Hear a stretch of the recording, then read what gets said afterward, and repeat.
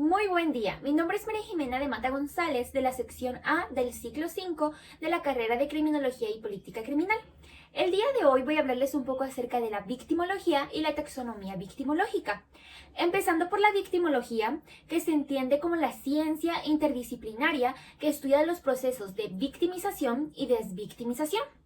Entrando un poco a la taxonomía, es cómo vamos a estudiar esta victimización dándole un ordenamiento y una clasificación.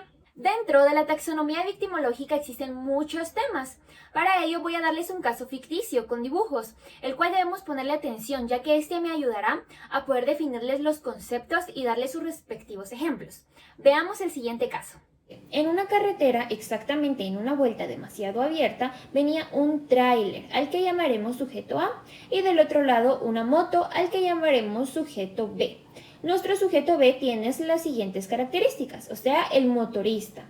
Venía a exceso de velocidad y tiene 17 años. Y nuestro sujeto A, que es el conductor del tráiler, tiene las siguientes características. En las vueltas se sale al otro carril porque es un transporte pesado. Lo que sucede es que en la vuelta los dos impactan, dejando a nuestra víctima, el motorista, con las siguientes características: fracturas, depresión tras el impacto, estuvo en cama mucho tiempo y gastos médicos. Bueno, para empezar debemos reconocer los participantes de este caso.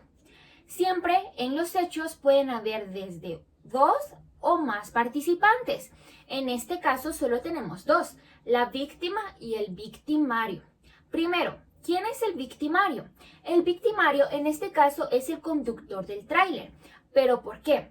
El conductor del tráiler se vuelve victimante. Eso quiere decir que tiene la capacidad de victimar y en cualquier momento volver a una persona en víctima. ¿Por qué?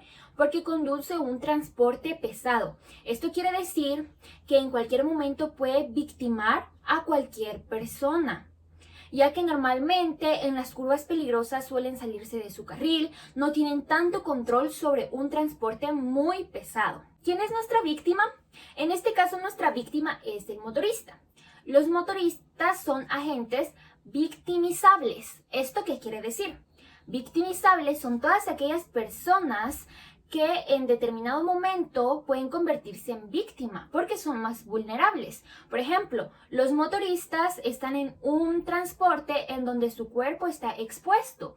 Es un transporte de solo 2 llantas. Eso quiere decir que se necesita equilibrio y en cualquier descuido se pueden convertir en víctimas y lastimosamente en este caso en específico se convirtió en víctima porque sobre él cayó el daño o el perjuicio de dicha acción.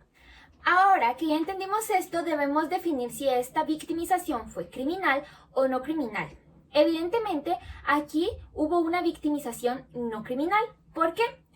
Porque no hubo ninguna conducta antisocial.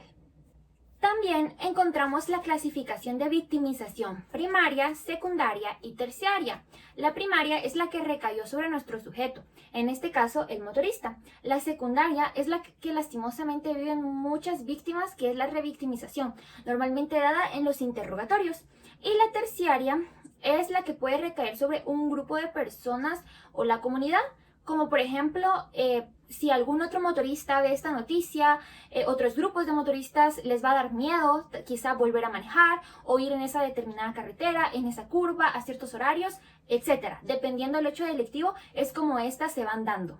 También puede ser directa e indirecta. La directa es la que recae sobre nuestra víctima, que en este caso es el motorista. Y la indirecta es la que recae sobre las personas que tienen relación directa con la víctima. Por ejemplo, los gastos médicos de los familiares. Ahora, centrándonos un poco más en el hecho delictivo ficticio, debemos saber cuál es la victimogénesis.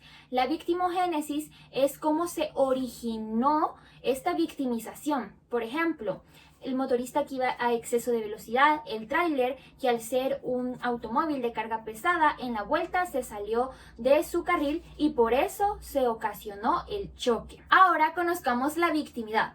La victimidad son todas esas características que todos los seres humanos llevamos a lo largo de nuestra vida que pueden llevarnos a convertirnos en víctimas o no. En este caso, Vamos a ver la victimidad de nuestra víctima, que es el motorista.